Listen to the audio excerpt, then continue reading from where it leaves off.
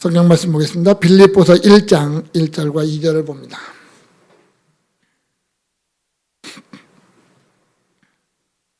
빌립보서 1장 1절 2절 보겠습니다. 찾으셨으면 다 같이 한 목소리 읽겠습니다. 그리스도 예수의 종 바울과 디모데는 그리스도 예수 안에서 빌립보에 사는 모든 성도와 또한 감독들과 집사들에게 편지하노니 하나님 우리 아버지와 주 예수 그리스도로부터 은혜와 평강이 너희에게 있을지어다. 아멘. 여러분 행복하십니까? 행복하십니까? 지금 내 마음속에 기쁨이 있습니까? 하나님 앞에 예배한다고 예배당에 올라왔는데 우리의 발걸음은 즐거웠습니까?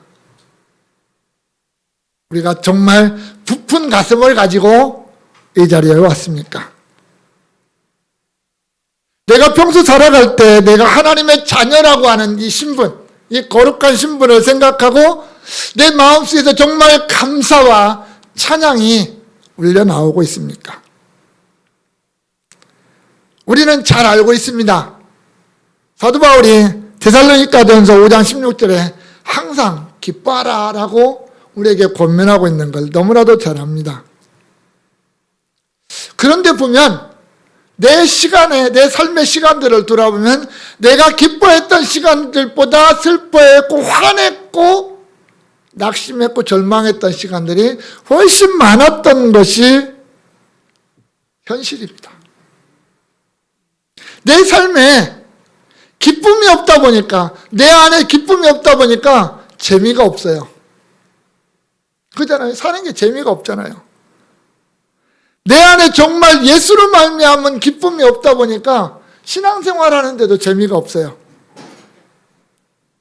내 안에 즐거움이 없고, 내 안에 기쁨이 없고, 내 안에 감사가 없고, 내 안에 찬양이 없는데 누구에게 예수 믿으라고 말할 수 있겠습니까? 누구에게 교회 나오라고 얘기하고 누구에게 예수 믿고 천국 가라고 이야기할 수 있겠느냐는 말입니다.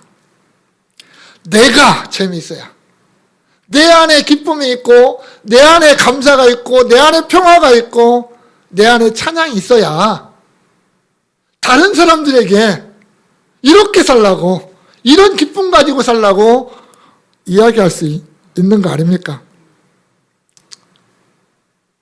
우리 광성교회 표어가 교회의 영광을 회복하라 라고 하는 거였습니다.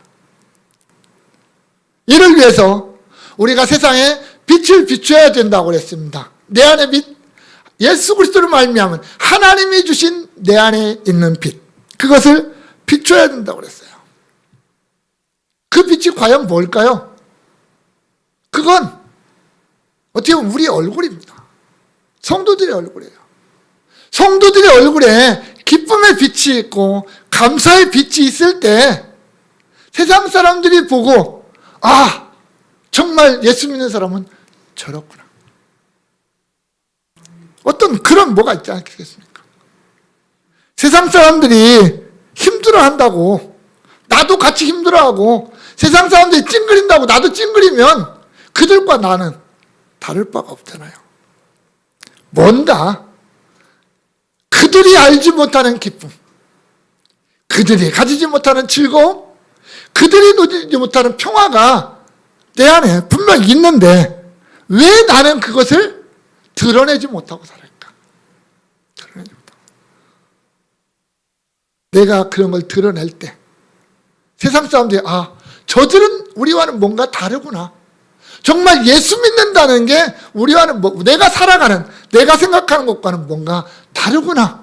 이렇게 생각하고 그들이 우리를 부러워하고 그들에게 우리가 예수를 믿어야 된다고 얘기할 때 쉽게 반응하지 않겠습니까?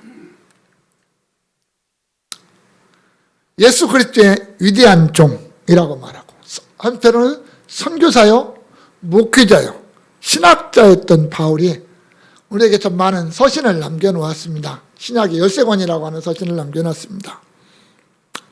이 서신들이 예수 그리스도의 부활과 승천 이후에 이 땅에 세워진 교회들에게 신학교회에서 너무나도 중요한 의미를 가지고 있습니다. 우리가 로마서로부터 시작해서 빌레몬서에 이르는 이 13권의 바울 서신을 통해서 우리는 예수가 누구인지를, 또 우리의 구원이 무엇인지를, 구원받은 하나님의 백성은 어떻게 살아야 되는지를 우리에게 많은 것으로 가르쳐 주고 있습니다. 또 우리가 신앙생활하는 발걸음 가운데서 만나는 수많은 문제들이 있습니다. 내가 예수를 믿는다고 하지만 내 안에 다가오는, 안팎으로 다가오는 많은 어려움들, 이런 것들을 우리가 어떻게 극복하면서 나아가야 될까라고 하는 많은 해답들을 이 성경을 통해서 우리에게 가르쳐 주고 있습니다. 그 가운데서 이 빌립보서라고 하는 서신을 한번 보려고 합니다. 아마 오래전에 우리 양 목사님이 한번 빌립보서를 여러분들에게 강해를 하셨을 겁니다. 그래서 제가 사실은 망설였어요. 할까 말까를. 그런데 한번 다시 생각을 해보려고 해요. 다른 뭔가가 있겠죠. 빌립보서는 우리가 잘 아는 대로 에베소서, 골로새서, 빌레몬서와 함께 바울의 옥중서신이라고 말하죠. 로마 감옥에 투옥 되었을 때 보낸 편지입니다. 그 가운데 에베소서하고 골로새서는 좀 교리적인 부분이 강하다면 이 빌립보서와 빌레몬서는 좀 윤리적인 측면이나 어떤 삶에 가까운 표현들이 많이 등장을 하고 있습니다. 하지만 그렇다고 해서 교리가 없는 게 아니에요. 빌립보서에 등장하는 이 기독론은 아주 귀중하게 우리에게 예수가 어떤 분인지를 또 분명하게 보여주고 있습니다. 사도 바울이 2차 전도 여정을 마치고 이제 2차 전도 여정 때 세웠던 교회가 이 빌립보 교회이기도 하거든요. 자, 지금 바울이 로마에 갇혀 있습니다. 감옥에 갇혀 있어요. 우리가 감옥에 갇혀 있다고 해서 오늘날의 그 감옥을 생각하시면 안 됩니다. 바울이 그 사도행전 끝에 보면 어느 정도의 자유는 이렇게 누릴 수 있었어요. 그러나 죄수의 신분이라고 말할 때 당시의 죄수는 오늘날의 죄수하고는 좀 다르다는 것을 우리가 기억을 해야 됩니다. 갇히고 쇠사슬로 묶이고 이런 건 기본이거든요. 그래서 아무리 주변에서 돕는 사람들이 있다 할지라도 바울은 상당히 심각한 어려움을 지금 겪고 있는 그 시점을 우리가 생각을 하시면 됩니다. 바울이 로마로 압송을 뛰는 장면은 우리가 사도행전 21장 이후에서 봅니다. 3차 전도여정 마치고 예루살렘에 와서 성전에 있다가 유대인들에게 붙잡히죠. 당시는 오순절이라고 하는 절기를 지키기 위해서 각 지방에서 많은 유대인들이 예루살렘에 모여 있을 때거든요. 그들이 바울을 모함하기 시작하죠. 모세의 율법을 부정한다. 성전을 더럽혔다라고 하는 어떤 이런 죄목으로 바울을 잡습니다. 붙잡아서 죽이려고 합니다. 이유는 단 하나예요. 사실은 내 편이었던 사람이 나하고 반대편에 서니까 죽이려고 하는 거예요. 그 지독한 바리새인, 철저한 율법주의자였던 바울, 스데반을 죽일 때 가장 앞서서 증인이 됐던 사람 사울이 오히려 그 예수를 전하고 그 복음을 전하고 있으니 이가 갈리겠죠. 그래서 죽이려고 하는 거예요. 그래서 결국은 잡히고 재판을 받습니다. 근데 하나님이 바울에게 이렇게 말씀하셔요. 네가 가이사 앞에 서야 되겠다 이거예요. 로마로 가야 되겠다 이거예요. 그래서 바울이 낸 지혜가 그죠. 내가 가진 게 로마의 시민권이거든요. 로마의 시민권을 가진 사람은 최종적으로 황제 앞에서 재판을 받을 권리가 있어요. 그것을 내세워서 내가 유대인들 앞에서 재판을 받느니 로마 황제 앞에 가서 재판을 받겠다. 이렇게 말을 하는 거죠. 왜? 유대인들 앞에서 재판 받을 때 내가 공정한 재판을 받고 내가 합당한 대우를 받을 수 없다는 걸 너무나도 잘 알고 있거든요. 그래서 유대인들 앞에서 재판을 받지 않고 황제 앞에서 재판을 받겠다라고 해서 로마로 간 겁니다, 사실은. 그러니까 죄가 있어서 로마로 간 게 아니라 유대인들에게 죽지 않으려고, 사실은 인간적으로 보면 그래요. 그냥 세상적인 어떤 논리나 이런 판단으로 보면 유대인들에게 잡혀서 죽지 않기 위해서 황제 앞에 가서 재판받겠다고 얘기했고, 그래서 로마에 죄수 아닌 죄수의 몸으로 끌려가서 갇혀 있는데 약 한 2년 정도를 갇혀 있고 재판을 받죠. 그리고 나중에는 뭐 죄가 없는 게 드러나니까 사실은 풀려납니다. 어찌됐든 그래도 죄수는 죄수예요. 그래서 로마에 갇힙니다. 그가 예전에는 마음껏 돌아다니면서 마음껏 복음을 전했는데 이제는 그럴 수가 없어요. 갇혀 있으니까. 많은 고통도 있을 거고요. 자유의 어떤 제약도 있었을 겁니다. 그렇다 할지라도 바울의 마음속에 있는 어떤 복음에 대한 열정, 교회를 향한 사랑은 변하지 않았습니다. 그래서 내 몸은 비록 자유가 없지만 내가 그 교회들을 생각하면서 사랑으로, 열정으로 서신을 기록해서 그들을 양육하고 그들을 가르치고 그들을 복음 안에서 보살피고 있는 사도 바울의 모습이 이제 이 서신 속에 하나하나 드러나고 있는 것을 봅니다. 빌립보서도 마찬가지로 그 가운데 하나예요. 바울의 마음속에 결코 잊을 수 없었던 빌립보 교회. 그 교회에 내가 얼마나 뜨거운 사랑으로 그 교회를 바라보고 있는지, 그것을 지금 바울이 이 서신을 통해서 드러내고 있습니다. 또 성도들에게는 너희가 정말 예수 안에서 사는 삶이 얼마나 기쁘고 얼마나 행복한 것인지, 다르게 말하면 우리가 예수 안에 산다는 것이 얼마나 즐거운 일인지, 내 안에 예수가 있다라고 하는 것이 얼마나 행복한 것인지를 다시 한번 생각을 하자. 그러면 모든 문제가 해결될 거다라고 하는 겁니다. 성도 여러분, 오늘 또 그러자, 우리도 그래야 될 겁니다. 내가 예수 안에 있을 때 얼마나 행복한 자인지. 왜 사도 바울이 우리에게 예수 안에서 기쁨을 가지라고, 기뻐하라고 그렇게 말하고 있는지 우리가 말씀을 통해서 한번 생각을 해보면서 이 빌립보서 전체를 우리가 한번 보면서 그걸 한번 느껴보자라는 거예요. 바울이 기뻐하라고 하는 의미가 뭐고, 우리는 왜 기뻐해야 되고, 내가 기뻐할 때 어떤 결과가 나에게 나타날지 한번 생각을 해보자라는 거예요. 그래서 오늘은 본문의 내용보다는 빌립보서 전체를 한번 보면서 빌립보서라는 게 어떤 책인지, 어떤 서신이고 왜 썼는지를 한번 살펴보자 합니다. 자, 빌립보라고 하는 도시. 제가 사실은 지도를 한번 띄워놓고 하려다가 좀 안 맞았습니다.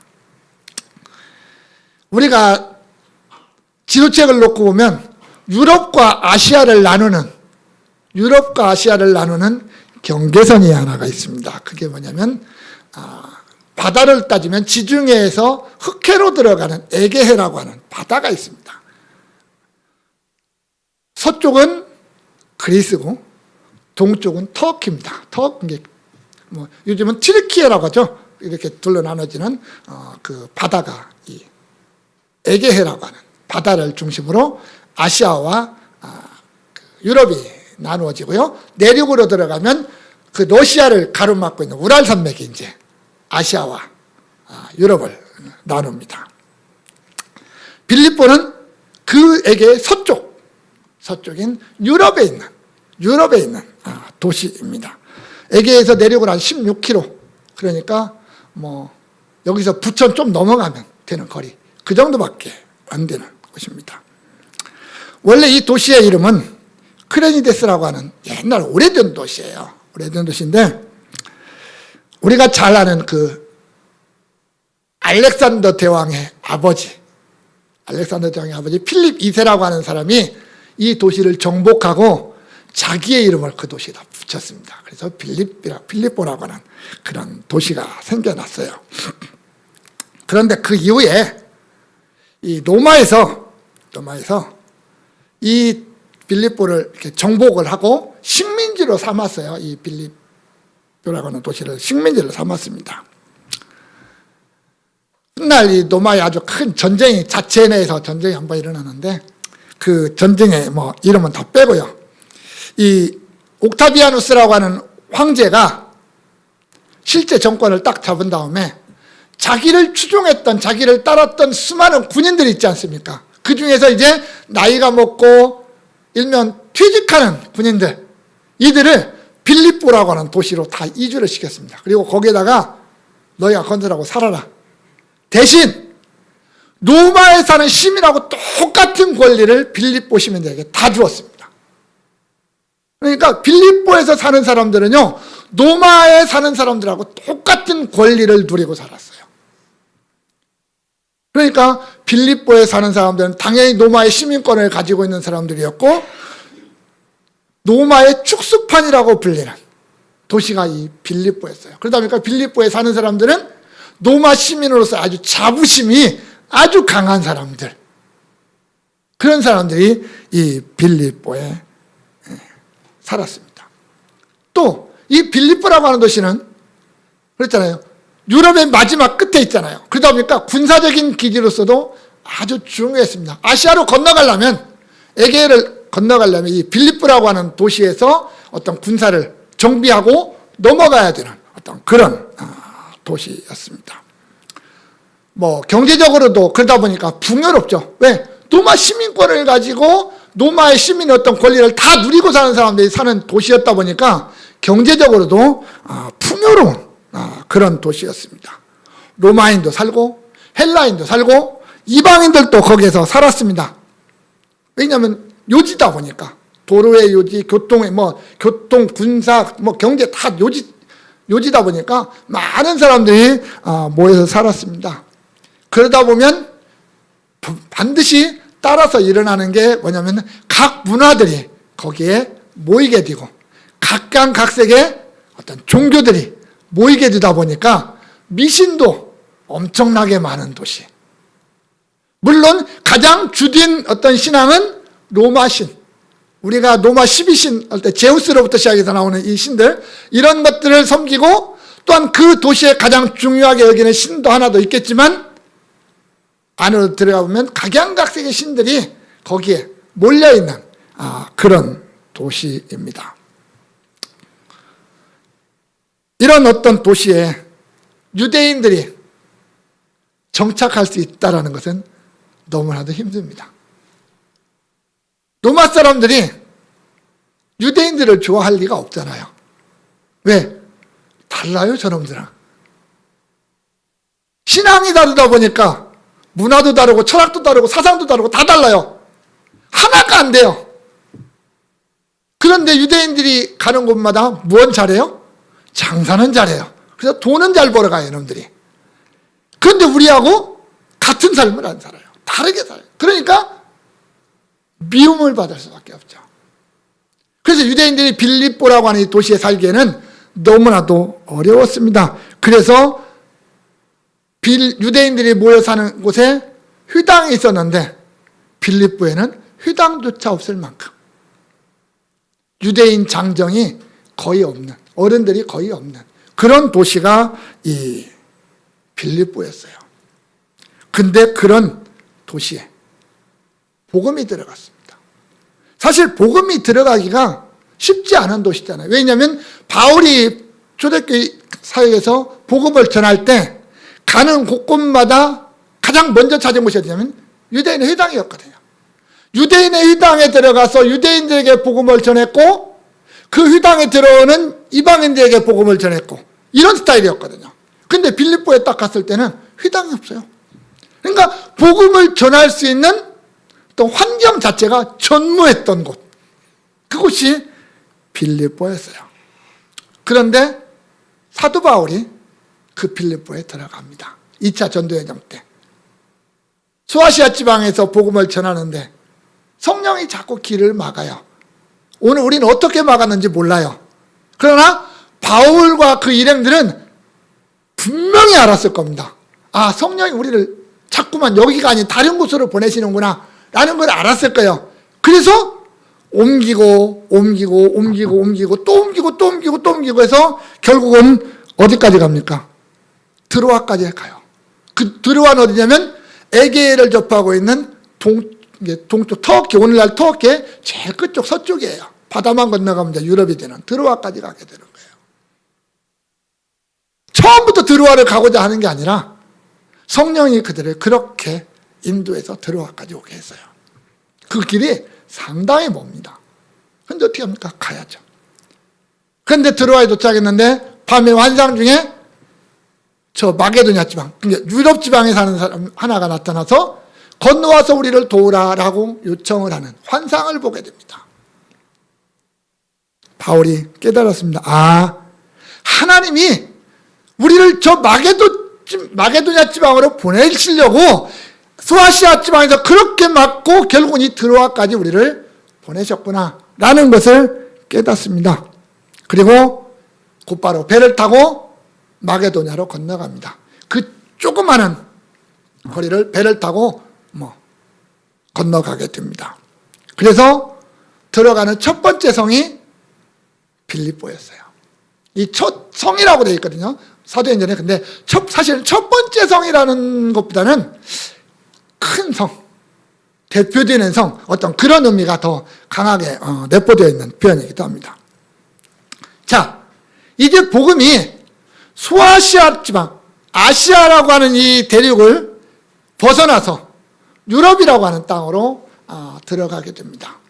사도행전 1장 8절에서 예수님이 너희가 성령을 받으면, 성령이 임하면 권능을 받고 예루살렘과 온 유대와 사마리아 그리고 땅끝까지 이르러 복음이 전파되리라고 말씀하셨는데, 당시에 유대인들이 생각했던 땅끝은 유럽의 끝인 서바나였어요. 오늘날 스페인, 포르투갈 그쪽입니다. 거기가 땅끝이었어요. 그 대서양을 넘어서 새로운 대륙이 있다는 것은 상상을 못했으니까요. 그 시대에는. 그래서 그들은 그 땅끝을 향하여 복음이 가는 것이라고 생각을 했던 거죠. 그 바울과 함께 복음이 배를 타고 에게해를 건너갑니다.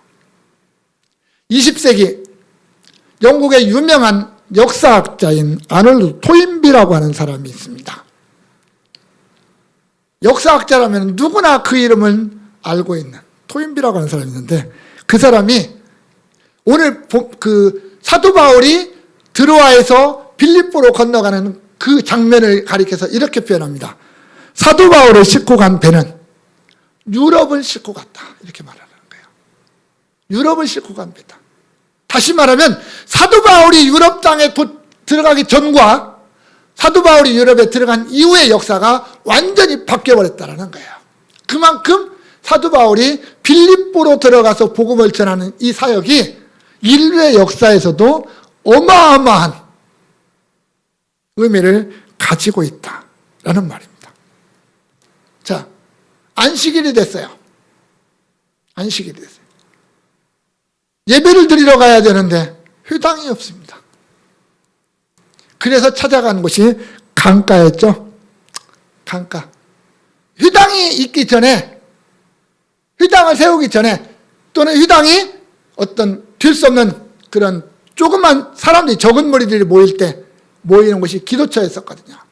그래서 기도처를 찾아가서 거기서 한 귀한 여인을 만나게 되는데, 그 여인이 루디아라고 하는 여인이죠. 이 여인이 자주장사였어요.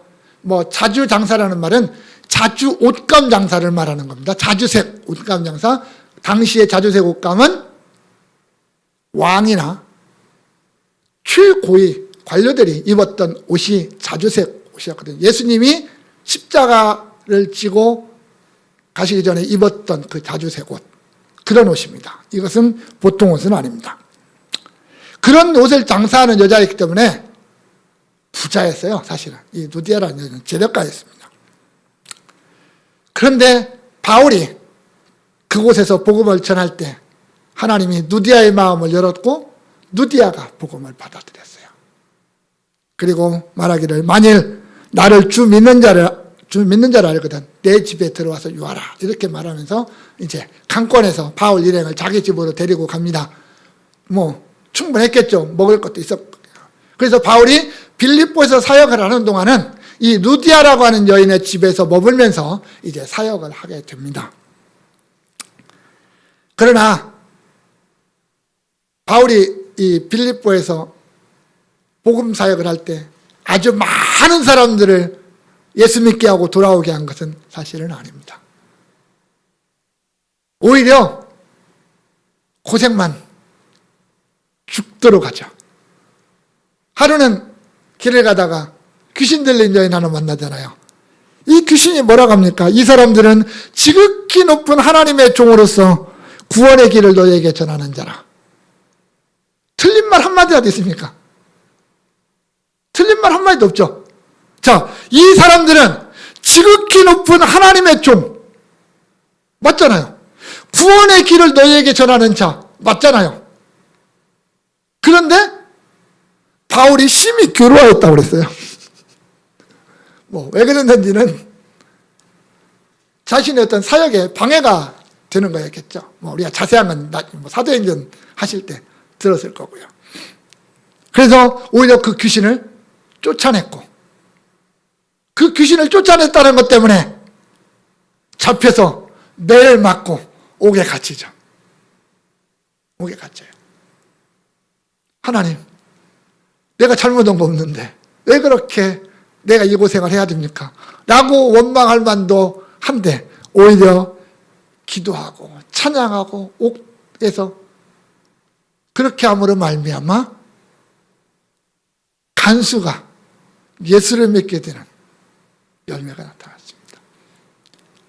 사도 바울이요, 하나님을 사랑하는 자, 하나님 사랑하는 자, 그 뜻대로 부르심을 입은 자들에게는 모든 것이 합력하여 선을 이루느니라 라고 말할 수 있었던 실증적인 사건이 그 사건이겠죠.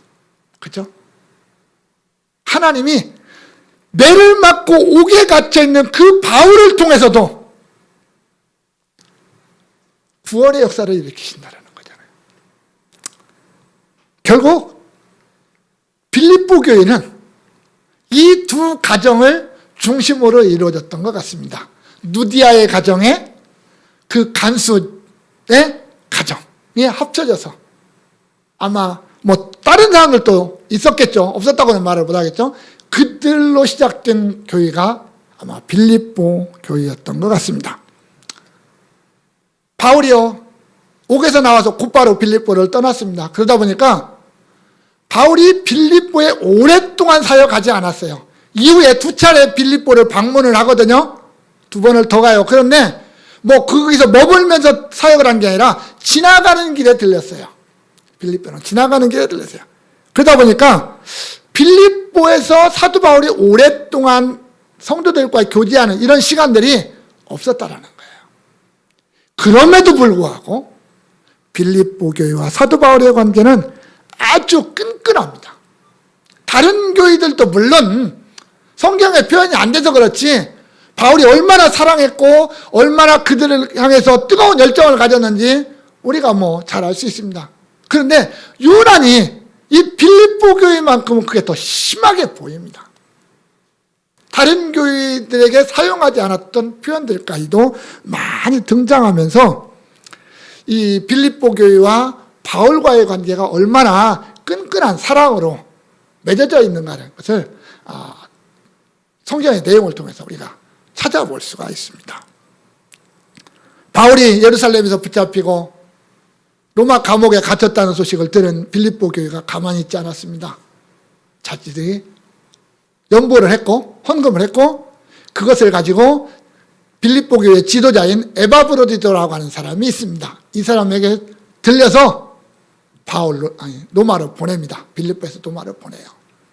그러면서 그 어떤 재정적인, 왜냐하면 감옥에 갇혀 있으니까 먹는 거라든지 해결해야 되니까요. 그래서 어떤 재정적인 부담도 있고, 또 바울을 수종들게 하기 위해서 옆에서 한마디로 오늘날처럼 면회도 가고 해야 되지 않습니까? 그래서 그런 걸 하도록 하기 위해서 에바브로디도를 보냈어요.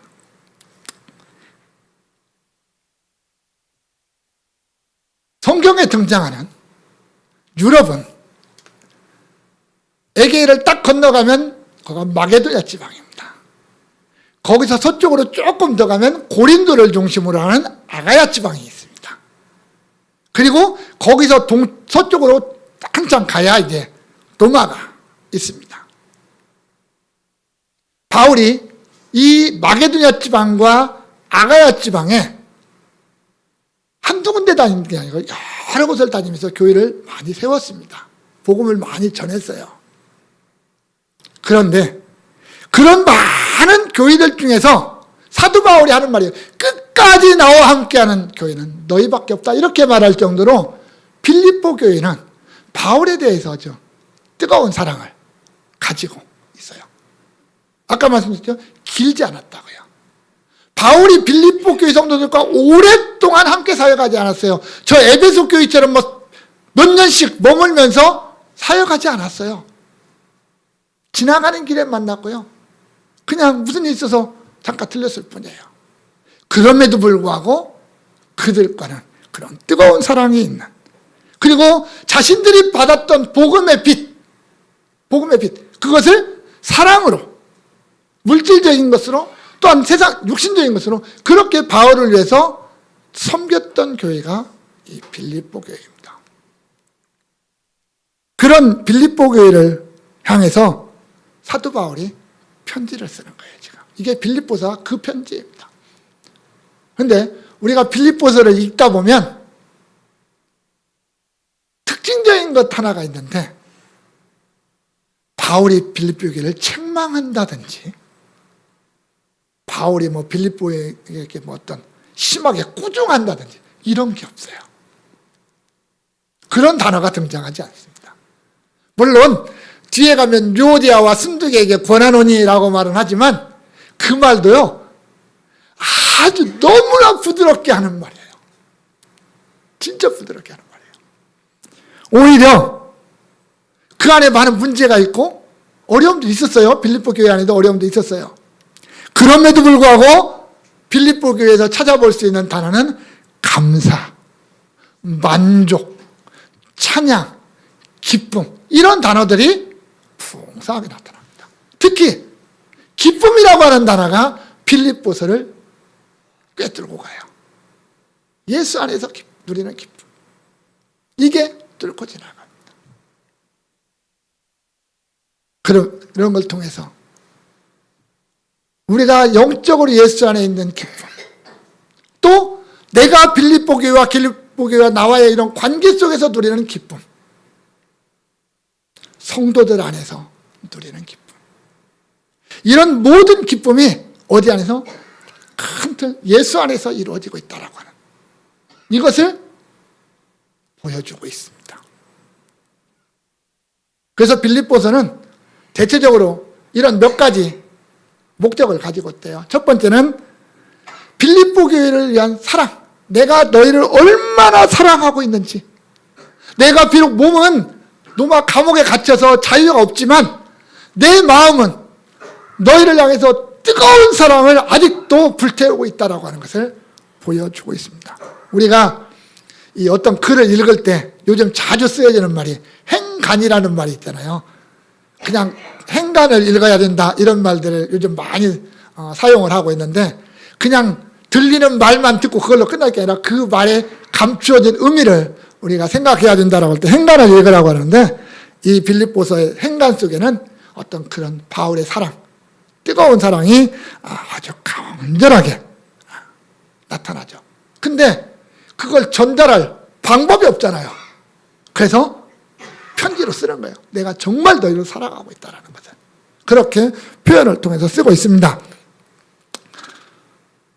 우리가 이런 서신을 읽을 때 생각해야 될 게 이런 거예요.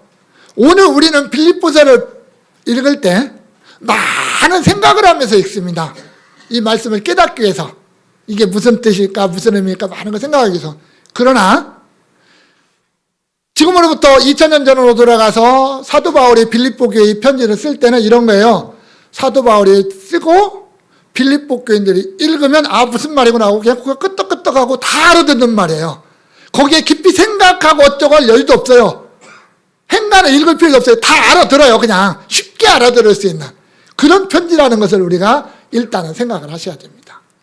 오늘 우리는 2000년이라고 하는 시간이 지나다 보니까 시간도 다르고 문화도 다르고 여러 가지가 다르다 보니까 그 본문의 내용을 우리가 행간을 읽어가면서 의미를 찾아야 되지만 그때 당시의 사람들은 그냥 그 편지를 들을 때 바울이 정말 우리를 이렇게 사랑하고 있구나 라는 걸 충분히 느낄 수 있었다라는 것을 우리가 먼저 생각을 해야 됩니다.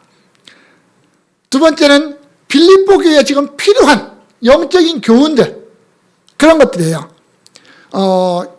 초대교회에 다 발생했던 유대주의들 또는 헬라 철학에 의한 이원론, 영지주의자들 이런 사상들이 빌립보 교회라고 없었겠습니까?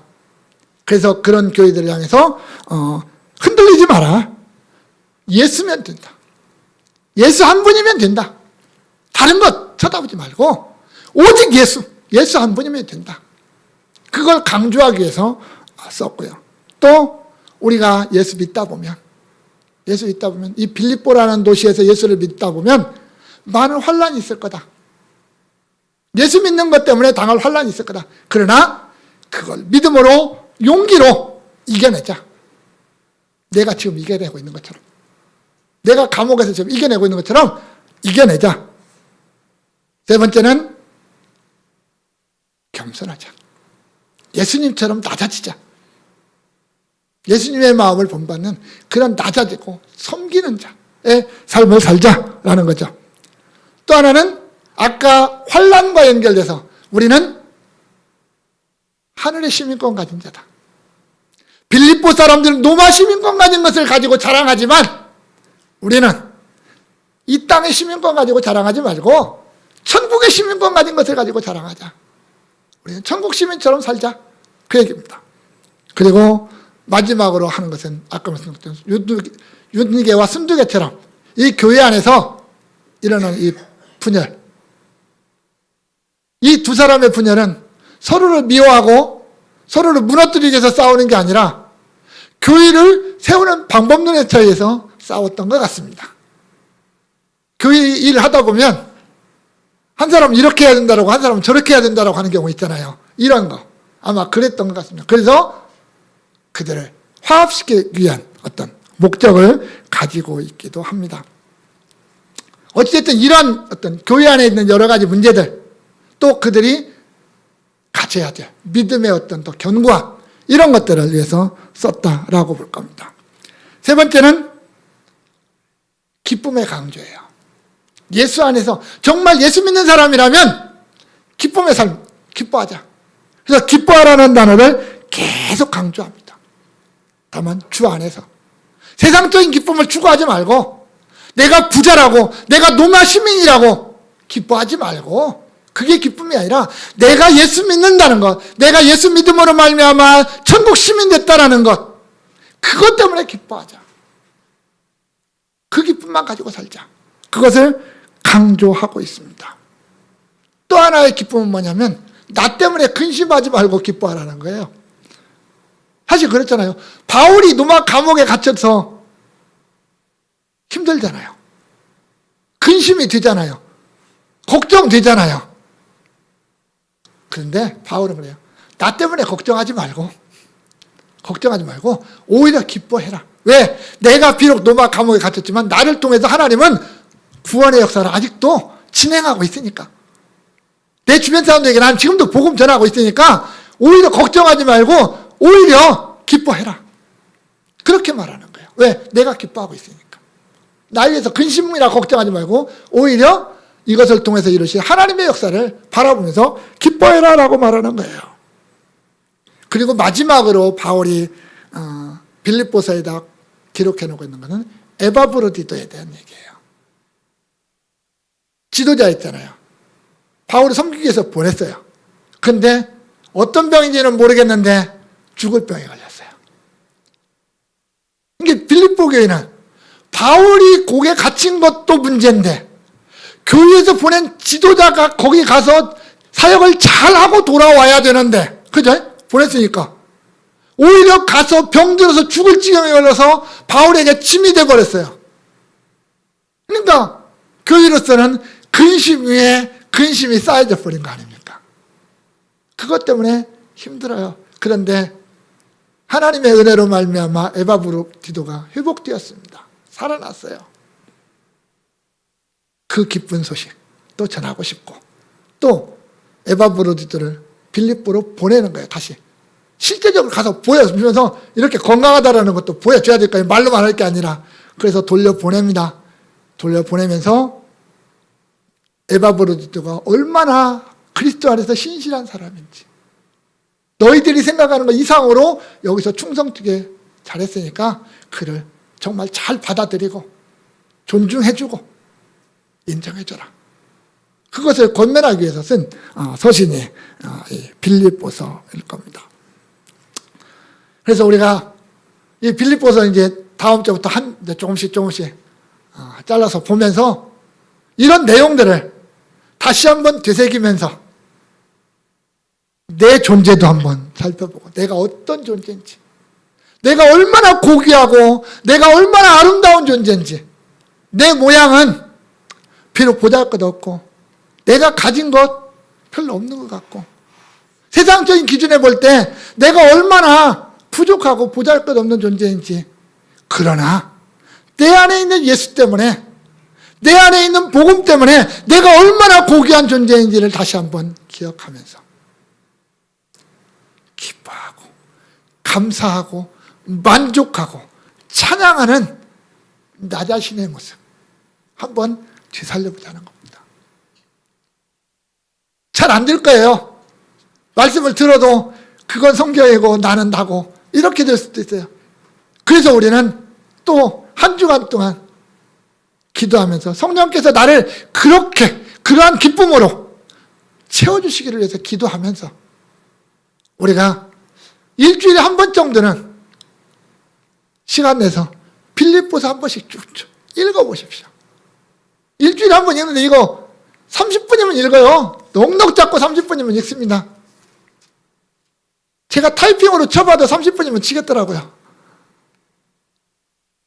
이렇게 치면, 읽으면서 일주일에 한 번씩 정도라도 읽어보면서 이런 말씀이 있구나 라는 걸 한 번씩 우리가 예습해 오면 우리가 말씀을 듣는데 더 큰 은혜가 될 걸로 합니다. 오늘 우리가 이 빌립보서라고 하는 서신을 통해서 하나님이 우리에게 들려주시는 음성, 우리가 얼마나 하나님 앞에 사랑을 받고 있는 존재인지, 내가 얼마나 고귀한 존재인지, 그렇다면 내가 이 세상 속에서 어떤 모습으로 살아갈 것인지를 다시 한번 되새기고, 하나님이 우리에게 주신 참 기쁨, 그것을 우리의 삶의 모습으로 드러냄으로 말미암아 하나님의 영광이 세상에 드러나는 그런 통로로서의 우리 자신들이 될 수 있기를 바랍니다. 원하기는 우리 모든 광성의 성도들이 이 말씀을 통해서 하늘의 기쁨이 얼마나 귀하고 얼마나 아름다운 것인지를 깨닫고 그 기쁨을 마음껏 누리고 마음껏 나누며 살아가는 멋진 신앙인들, 진정한 그리스도인들 될 수 있기를 주님의 이름으로 축원합니다. 우리 다 같이 기도하실 때 하나님, 예수님의 이름으로 기도합니다. 아멘. 나의 소망 되신 주를 바라봅니다.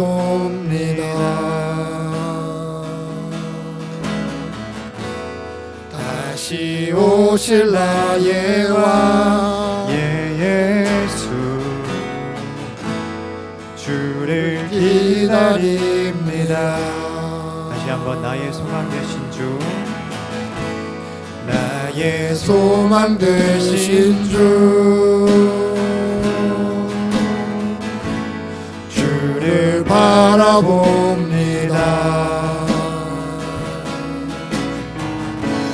다시 오실 나의 왕 예수, 주를 기다립니다. 밤이나 낮이나 어제나 오늘도 영원히 주만 찬양해.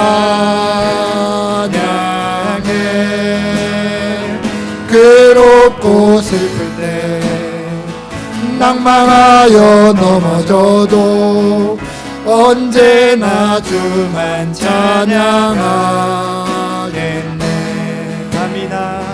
밤이나 낮이나 어제나 오늘도 영원히 주만 찬양해. 괴롭고 슬플 때 낭망하여 넘어져도 언제나 주만 찬양하겠네.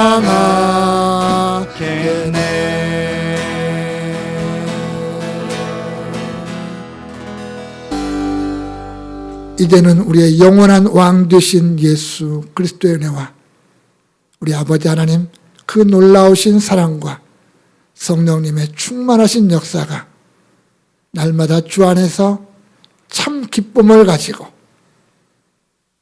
날마다 기뻐하는 삶을 살아가며 세상에 예수 안에 참 기쁨을 드러내기를 원하는 여기 모인 주의 백성들 머리 위에 이제로부터 영원까지 함께 있을지어다.